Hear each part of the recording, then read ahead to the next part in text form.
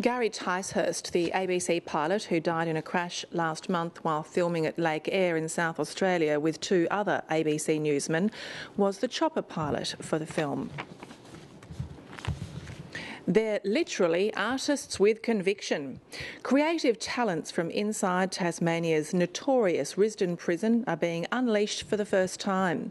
The artwork of inmates is about to go on public show in a new project aimed at breaking the cycle of crime. Prison authorities say it's also reducing boredom and frustrations that have sparked riots in the past. Tamara Glumac met some of the artists from inside.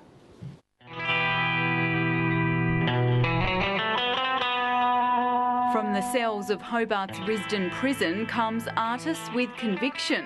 It's an exhibition put together by 60 inmates, including convicted killers, who are discovering untapped talents and using creativity to make a fresh start. We have inmates that have done a fair amount of time and have progressed from being not very good to being excellent artists who could actually sell art once they're, finished their term. They're going to bed pleasantly tired, and they're getting up in the morning with purpose. They have an outcome to achieve, and the behaviour is it's extraordinary as far as the change. Risdon inmates have spent the past 3 months painting, sculpting and making furniture and jewellery. This week they've made a rare trip outside the prison to put their exhibition together at Mawson's Pavilion on Hobart's waterfront. More than 100 pieces of artwork will go on public show this weekend. One of the matchstick creations has 27,000 matches in it. It's a table, many hours have gone into that.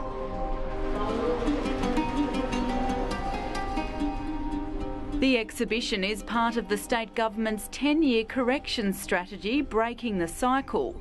It's a plan to reduce reoffending by building links between prisoners and the community. Everyone gets released one day and everybody will be back into the community, and we need to send them out with positive behaviours. We want to give something back to the community from our corrections system, and that's taking the form of things like providing football umpires to umpire football matches in southern Tasmania. We're looking at also providing cricket umpires this summer, and that's because there is a shortage in those areas. The push for community engagement comes just months after the state government was handed a scathing report into Risdon Prison. The independent report by former Federal Police Commissioner Mick Palmer described the facility as a volatile environment of distrust and industrial tension. It found prisoners were bored and warned of the risk of a serious riot. Rob McCafferty has worked at Risdon for 15 years and manages the minimum security unit, Ron Barwick. He says art is already making a difference to inmate behaviour. Their level of dangerousness is reducing. Their own confidence is growing, and they're becoming active members within the prison and suggesting change, positive change, rather than creating, sort of riot situations, which has happened in the past because of the frustrations that they have. One of the prison's star artists is Andrew, who has been in custody for 10 years. He's training to work in construction when he's released in 18 months and handcrafts furniture. For me personally, working with the timber, it's just having something that's rough sawn straight out of the bush and then turned into a nice piece of furniture like this here or whatever it may be. Andrew says the exhibition has given inmates a positive focus. There's a lot of good work done inside there. There's a real lot of good guys at the prison. They're really good at what they do, and hopefully a lot of the community will see that there's some really decent people there and hopefully give them a second chance. A second chance is what Matthew Hadley was given 3 months ago. The 24-year-old had been in trouble with the law and spent time in the Hobart Remand Centre. Under a court order, he was sent to the Port Sorell Caravan Park near Devonport in the state's northwest to do community service work. He's putting something back. He actually came in and painted on Friday in his own time. He's put up tents for people. He's assisted in many ways.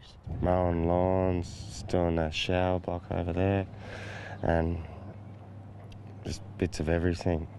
Whatever they ask me to do, I'll do it. Matthew now has a job at the caravan park. He's excelled in that time. He's got untapped skills, and I would imagine a lot of people on orders are people that have never been given a real opportunity. Matt's done everything from mowing, helping me with development maintenance, getting the park ready for next year. It's good to put something back into the community. Then always been in trouble, changing my ways.